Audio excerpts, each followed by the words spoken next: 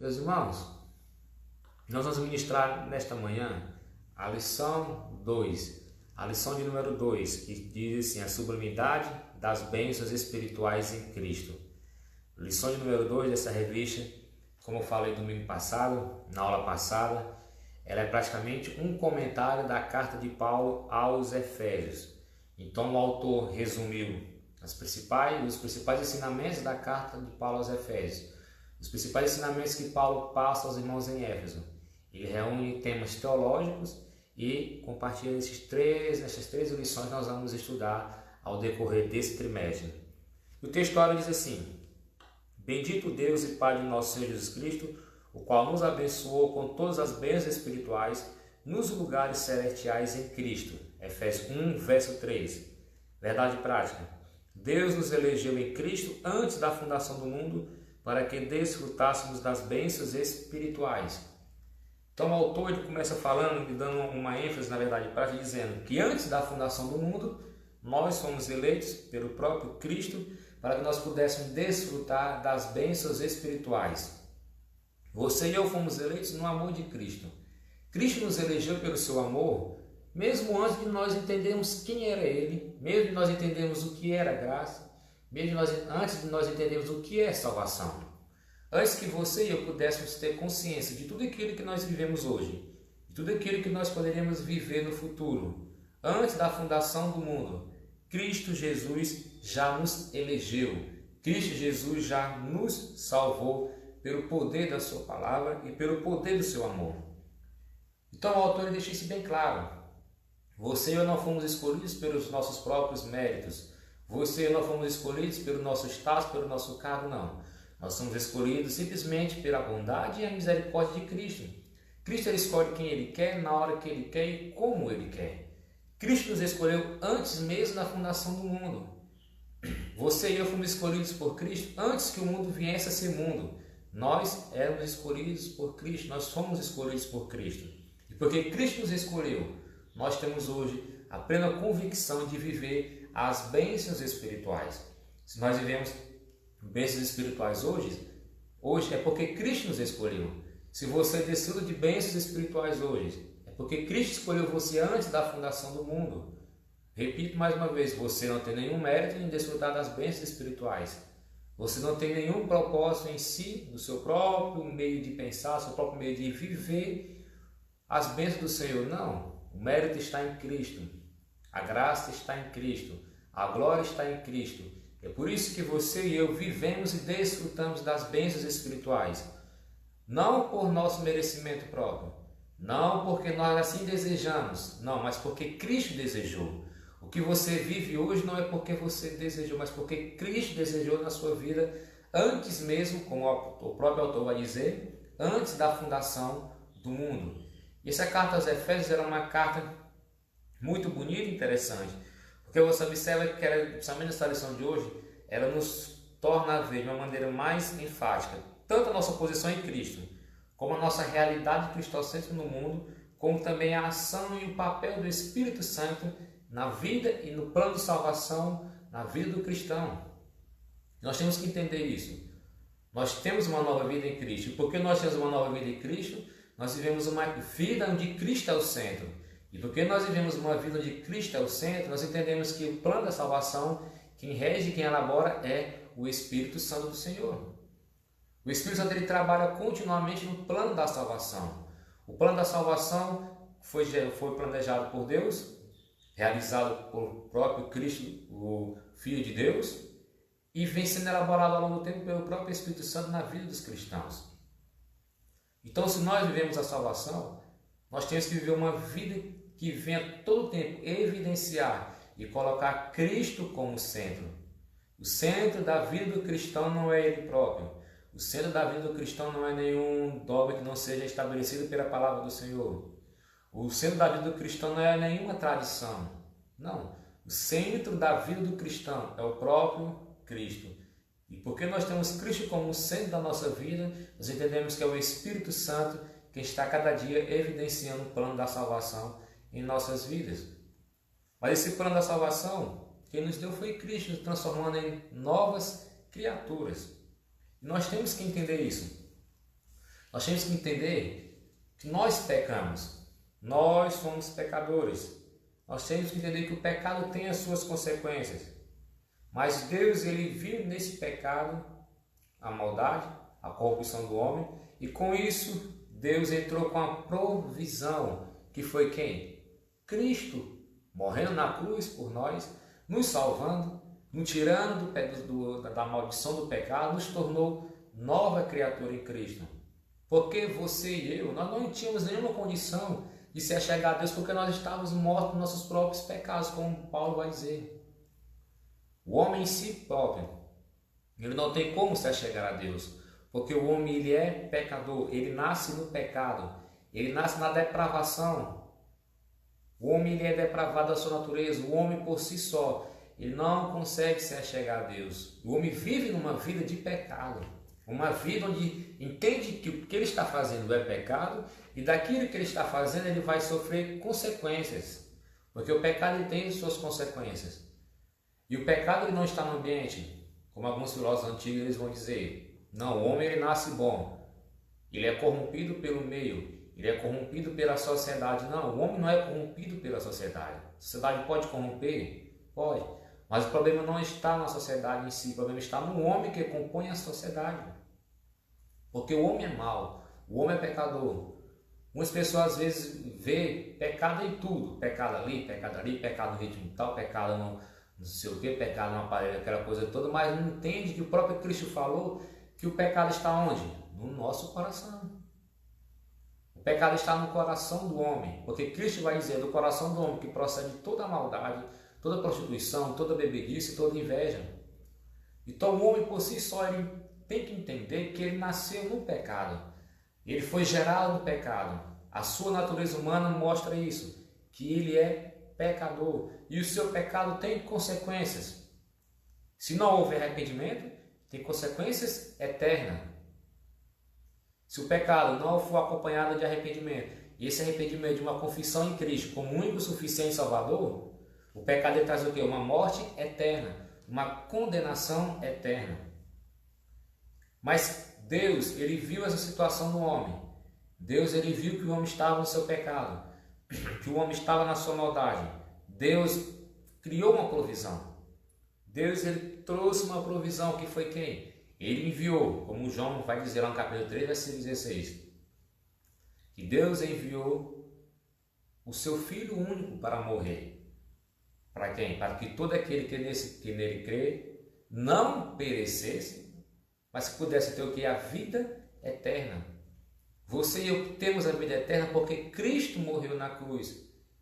Mas Cristo morreu na cruz por quê? Porque primeiramente Ele nos amou. Se Cristo nos amou, Ele morreu na cruz, nós podemos ter o quê? Vida eterna. E esse crer, no original, no grego, vai trazer o sentido de crer continuamente. Não basta somente dizer que creu e não continuar crendo. Não, eu creio que Jesus Cristo é o Filho de Deus, mas não continua vivendo, não continua praticando, não é uma crença continuada, não é uma crença contínua, não. Isso não é aquilo que Deus quer que nós façamos, aquilo que Deus quer que nós vivamos, não. Nós temos que crer, e esse crer deve ser de forma contínua, para que nós possamos ter o quê? Vida eterna. Você só tem a vida eterna se você crê em Cristo continuamente, buscando a santificação, servindo a Cristo e vivendo os propósitos de Deus, a qual foi estabelecido pela sua própria palavra, para que você e eu pudéssemos viver. Então o homem estava no pecado, o homem estava na sua maldade, mas Deus tira o homem do pecado com a sua graça e traz ele para a sua maravilhosa luz, transformando ele em uma nova criatura. Só Deus, através do Evangelho, só Deus pode pegar um homem que é pecador, que é blasfemo, que é o pior pecador. Deus ele não salva só o homem, esse na nossa visão, o pecador bom. Não. Deus salva todos os pecadores. Aqueles que estiverem, que desejarem, que se arrependerem desses pecados, Deus também salva eles. Deus, com sua graça, alcança ele. Não existe pessoa que Deus não alcance pelo seu amor, pela sua graça, porque a sua graça ela é maravilhosa. A graça, como Paulo vai dizer lá em Romanos 5, ela superabunda na multidão dos pecados. Não existe pecado que a graça de Deus não alcance.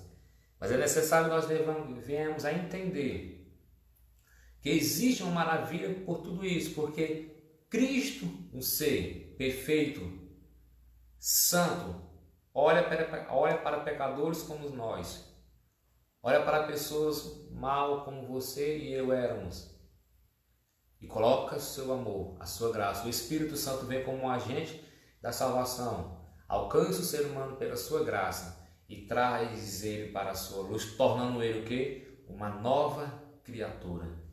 Só Deus pode fazer isso. Só o Espírito Santo do Senhor pode trabalhar para que Deus venha agir na vida de pecadores e esses venham se entregar a Deus.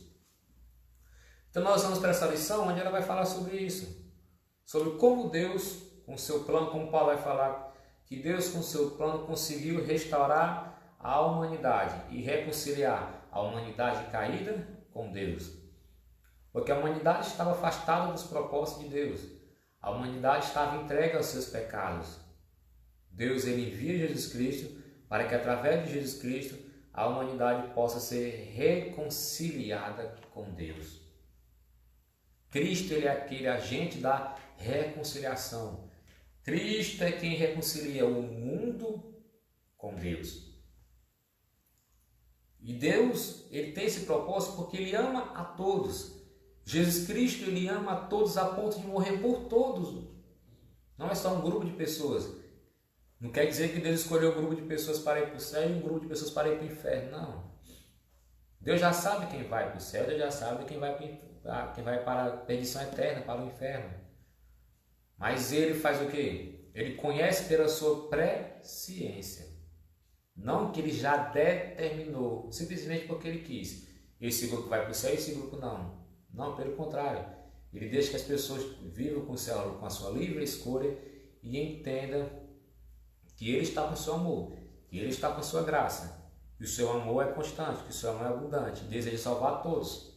Mas somente aqueles que entendam e respondem ao seu chamado. Vamos para o tópico 1. A nova posição em Cristo. No passado estávamos perdidos e condenados à morte eterna. Mas por sua infinita graça, Deus nos otorgou em Cristo o privilégio da salvação. A doxologia. Após expor os versículos de abertura da epístola 1 e 2, o apóstolo Paulo apresenta uma sequência de textos que se caracteriza pela verdadeira adoração e bondade ativa de Deus.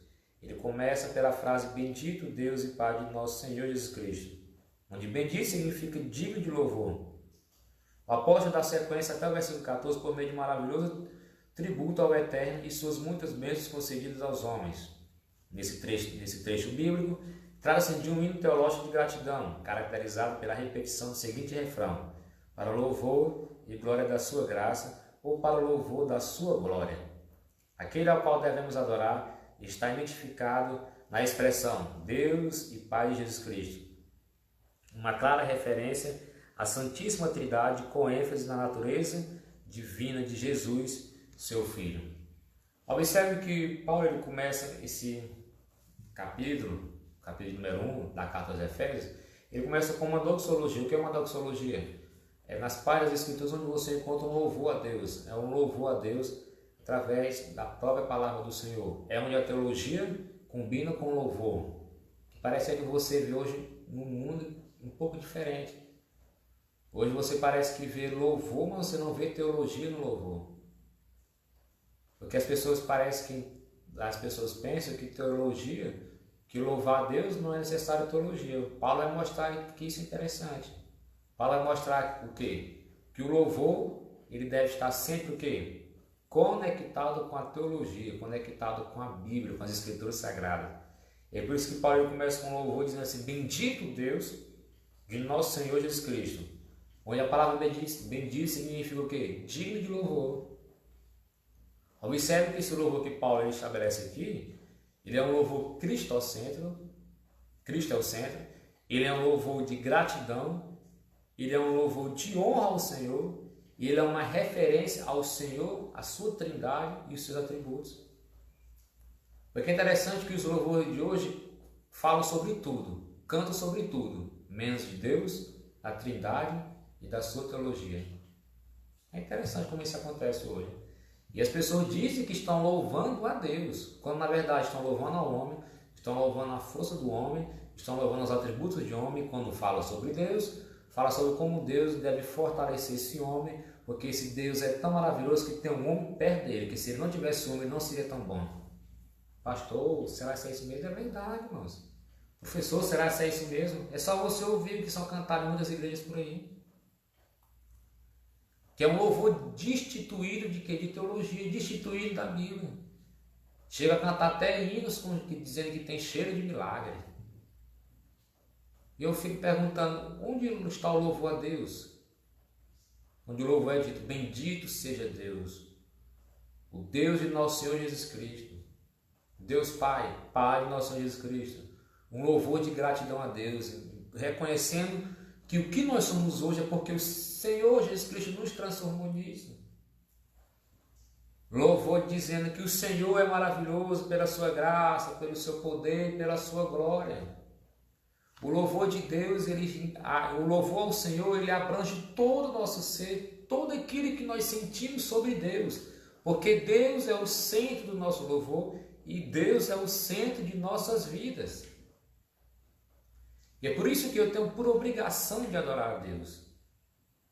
É por isso que eu tenho por obrigação de servir ao meu Senhor.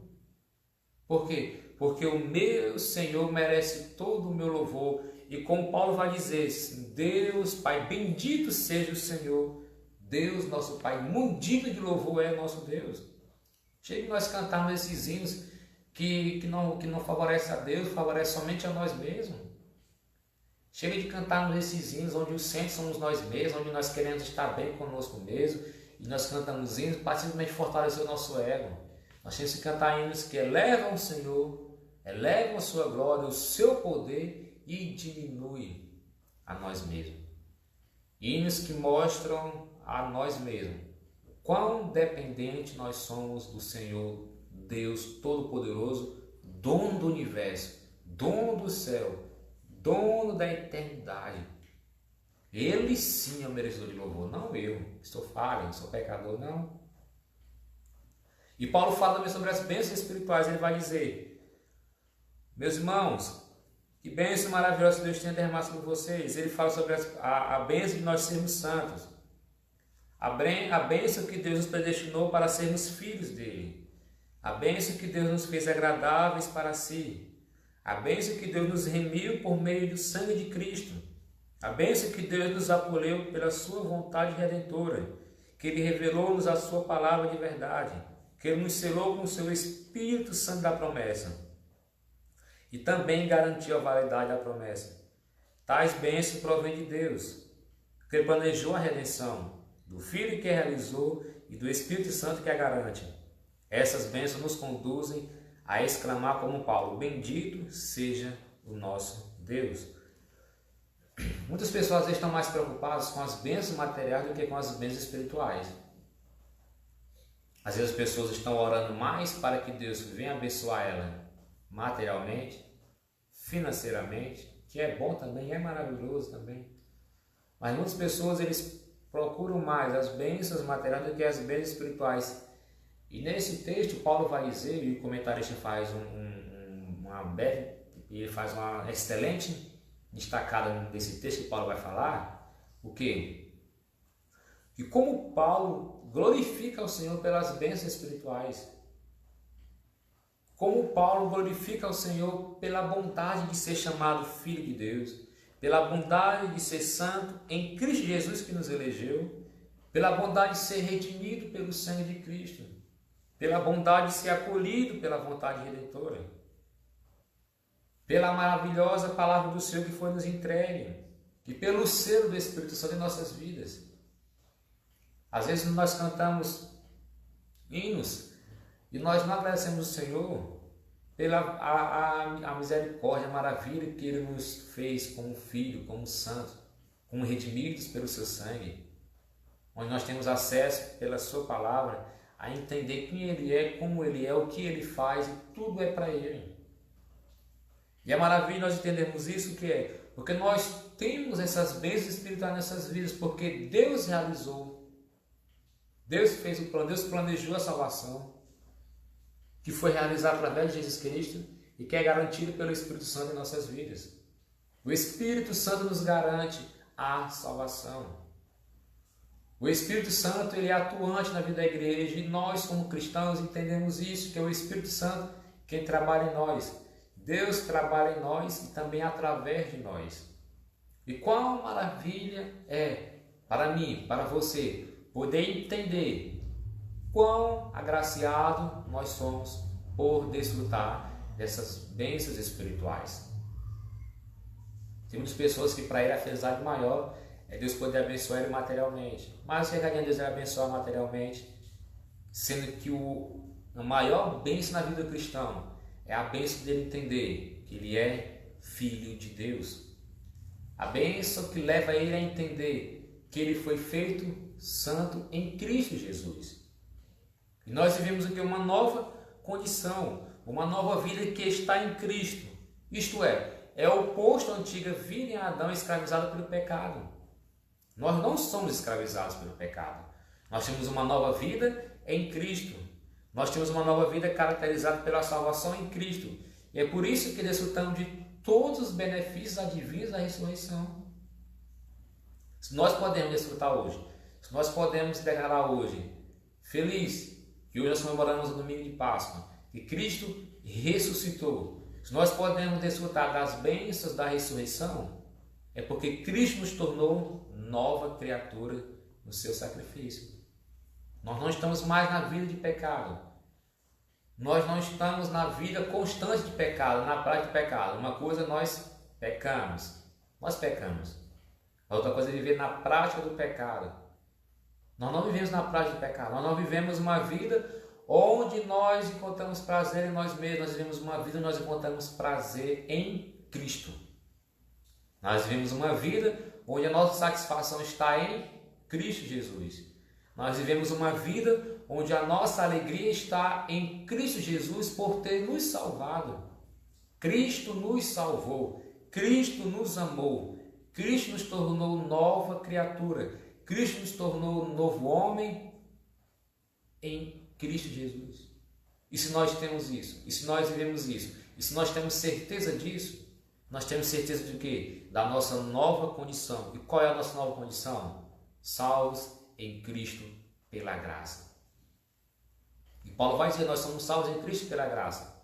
E fazendo um link com isso aqui, Paulo fala também lá em Romanos capítulo 5, Paulo fala lá em Romanos capítulo 6. Nós somos libertos do pecado, nós somos livres do pecado pela graça de Jesus Cristo. É somente a graça.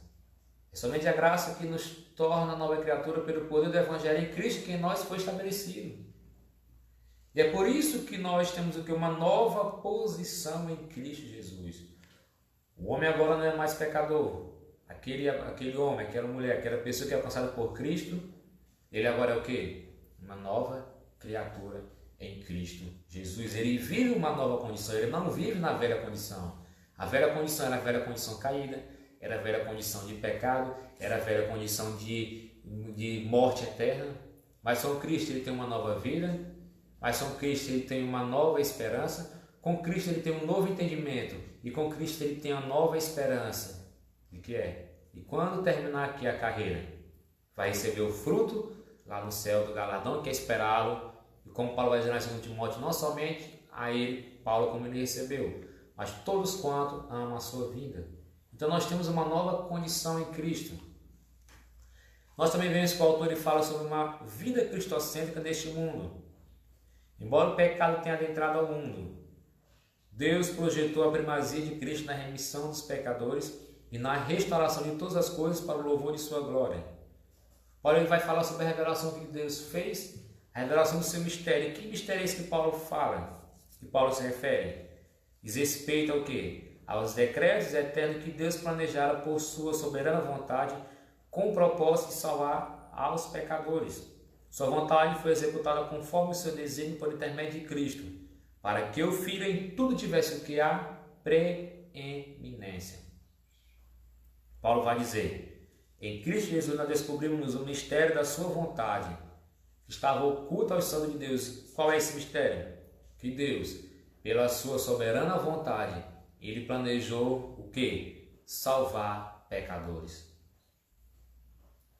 Cristo, pela sua maravilhosa bondade, pelo seu maravilhoso desígnio, por intermédio de Jesus Cristo, Deus veio salvar pecadores. Deus veio salvar a humanidade da sua maldade, dos seus pecados. E se nós vivemos uma vida agora em Cristo, salva, por quê? Porque quem fez isso foi Jesus Cristo, nos mostrando que a nossa incapacidade de por nós mesmos nos achegarmos até Ele, por nós mesmos nos tornarmos justos.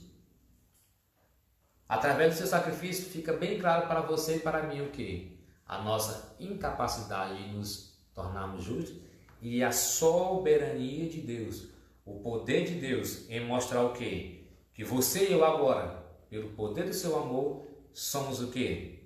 Nova criatura. Isto é o mistério que Paulo se refere. Isto é o mistério que Paulo vai dizer o quê? Que pela sua soberana vontade, Deus enviou Cristo com o propósito de salvar pecadores. E ele veio na plenitude dos tempos. Paulo revela que o plano divino de Deus era fazer convergir Cristo em todas as coisas. Todo o universo, céus e terra estarão submissos à autoridade e à soberania de Cristo. Observe quando você vai estudar a história, principalmente quando você analisa um pouco do pano de fundo histórico de como era o período interbíblico, o período intertestamentário, que é o período que fica entre Malaquias, que é o último livro do Antigo Testamento, e Mateus, que é o primeiro livro do Novo Testamento. Você pega ali do capítulo 3 de Malaquias até o capítulo 3 de Mateus, você tem aí mais ou menos 400 anos. E são 400 anos que Deus não levanta profeta, 400 anos que Deus não fala diretamente ao povo de Israel. E esse período tem grandes acontecimentos. E quando você vai estudar esse período, você começa a entender que Cristo, como Paulo vai dizer, Cristo ele veio no momento certo, irmãos, na época certa.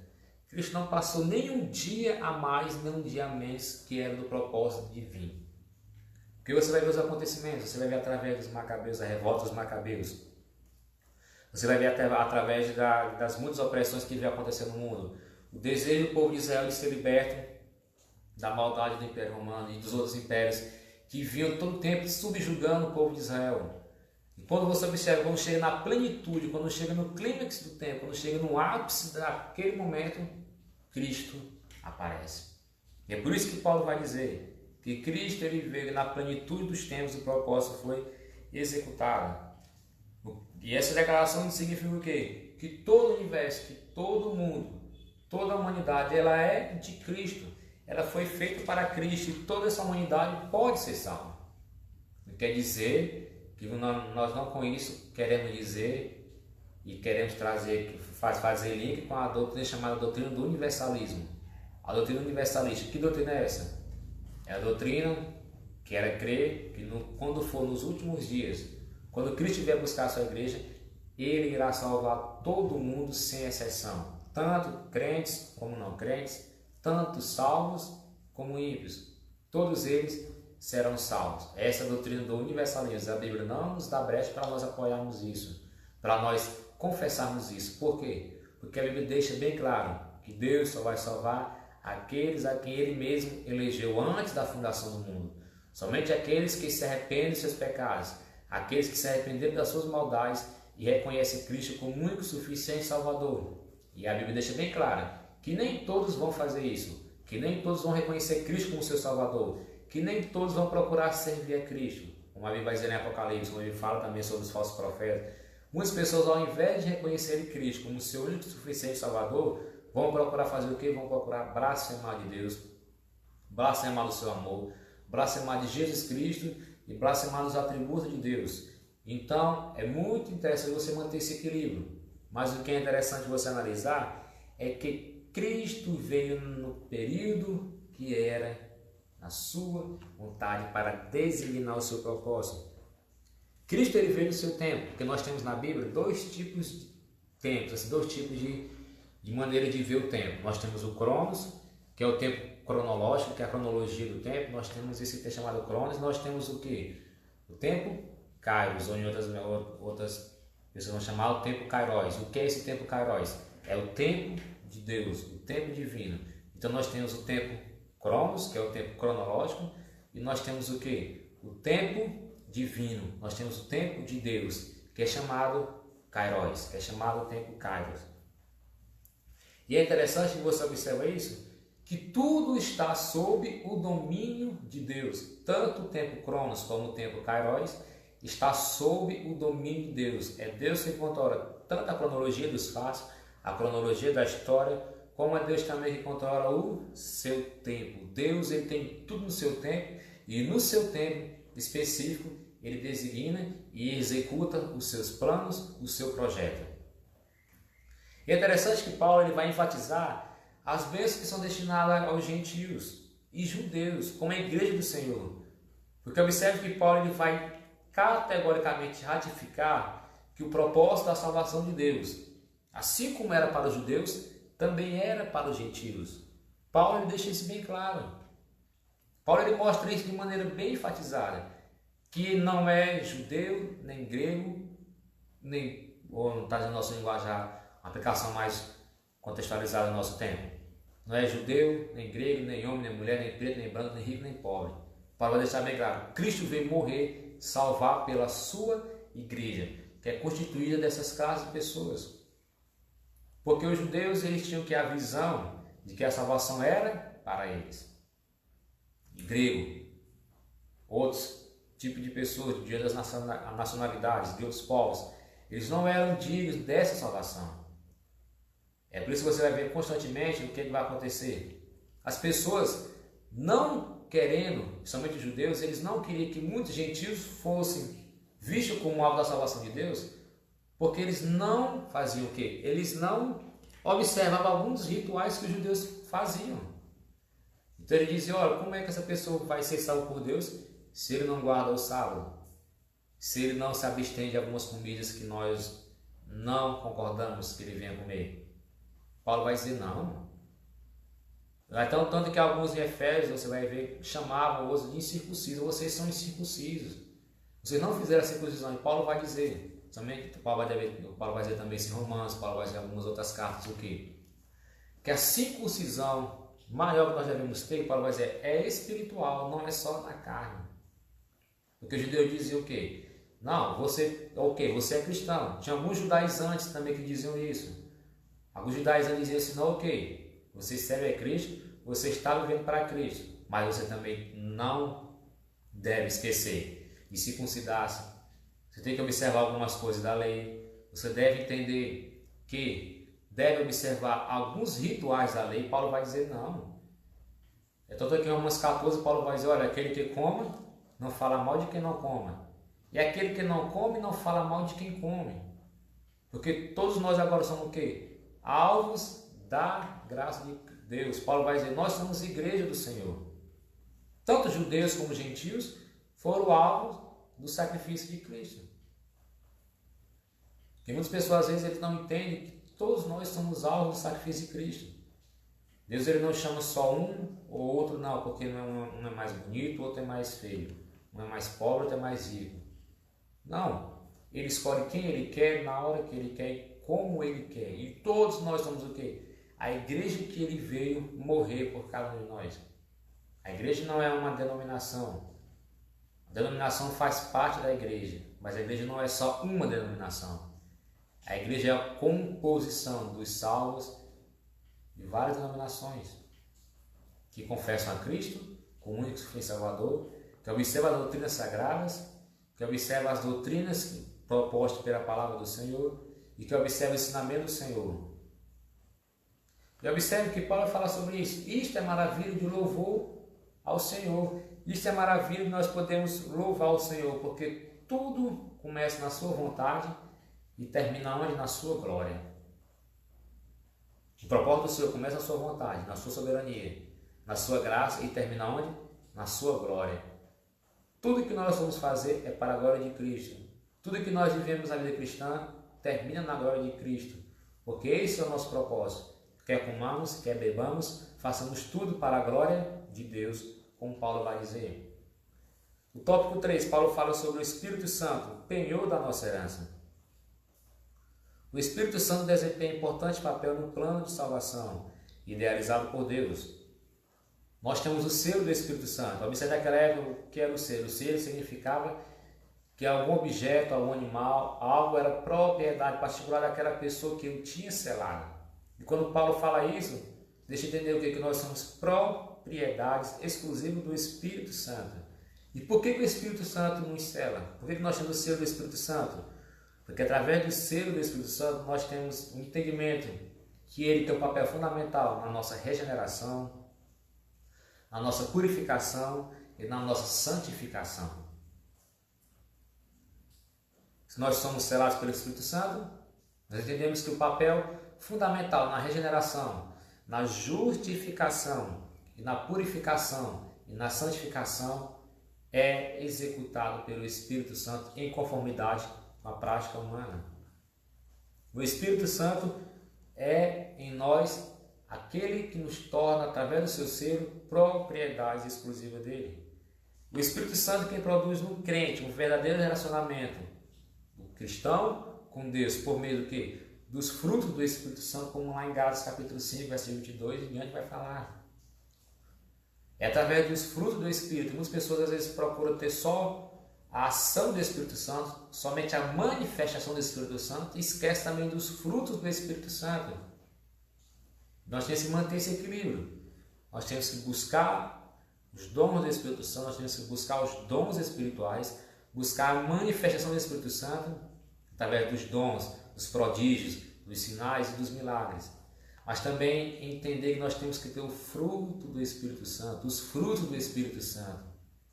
Que é através dos frutos do Espírito Santo que eu sou conhecido como íntimo de Deus. Não adianta não adianta fazer grandes coisas se eu não for íntimo de Deus.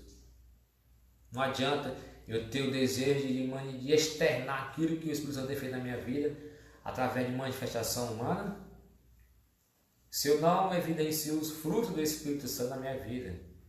E através dos frutos do Espírito nós temos o quê?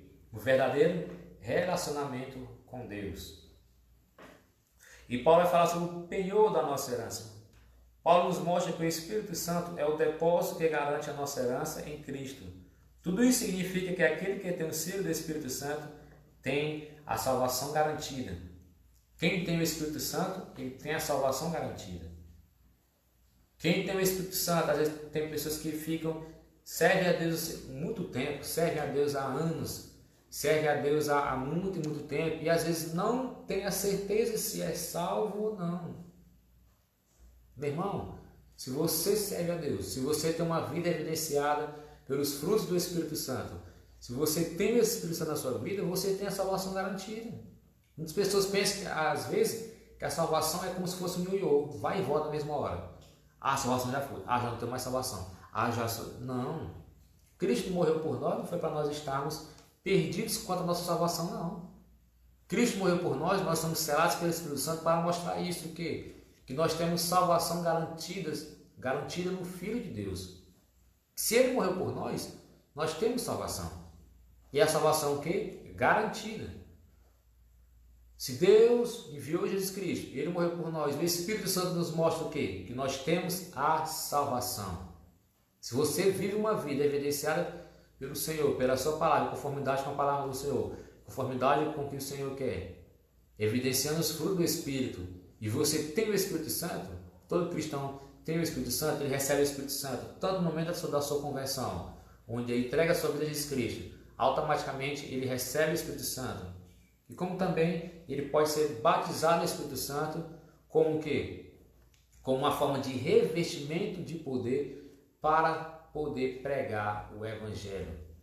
Porque o propósito do batismo no Espírito Santo é esse. Você vai ver Lucas falando sobre isso, no Evangelho de Lucas e principalmente no livro de Atos. O propósito do batismo no Espírito Santo é capacitar a pessoa, é revestir a pessoa de poder para a pessoa poder testemunhar do Espírito Santo, testemunhar das verdades do Senhor, testemunhar da palavra do Senhor. E uma das evidências que nós temos do batismo no Espírito Santo, que nós cremos com pentecostais, o que é? O falar em línguas estranhas, o falar em outras línguas, como assim aconteceu na igreja no dia de Pentecostes. Mas é interessante quando você vê que tem pessoas que dizem assim, eu sou batizado no Espírito Santo, eu falo em línguas, mas as pessoas, quando é chamada para evangelizar, quando é chamada para pregar, a pessoa diz, não tenho tempo. Aí a pergunta que eu faço, será que essa pessoa realmente é batizada no Espírito Santo ou não?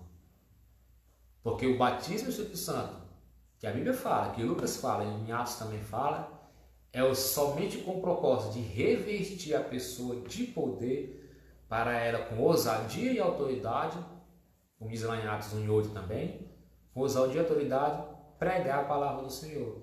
Então, se você diz que é batizado no Espírito Santo e não tem prazer de pregar a palavra do Senhor, não tem prazer de falar do Senhor, então reveja. Analise bem se você foi batizado no Espírito Santo ou não, se é só manifestação humana. Mas quando nós somos cheios do Espírito Santo, nós entendemos o quê? Que a nossa salvação está garantida. Nós somos salvos. Pastor, mas eu pequei, Deus, ele perdoa os pecados. Existe pecado que Deus perdoa. Todos os pecados Deus perdoa. Agora, nós não podemos cair do outro lado, como Paulo vai combater lá em Romanos. E também nós vemos isso em Efésios. Nós devemos cair, que é chamado na libertinagem. O que é isso? É a pessoa usar a graça como argumento para viver no pecado. Não, uma vez salvo, salvo para sempre. Não. Você vai ver exemplo de pessoas na Bíblia que foram salvos, mas caíram da graça, caíram da fé e depois voltaram para a apostasia.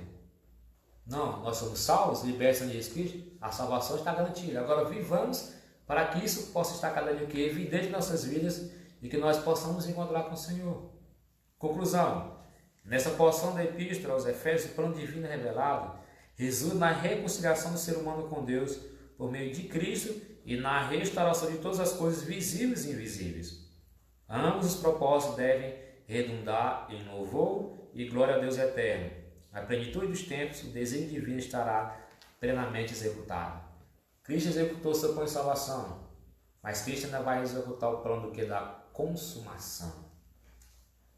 Eu espero que essa palavra, espero que essa aula possa ter ajudado você, possa ter edificado a sua vida.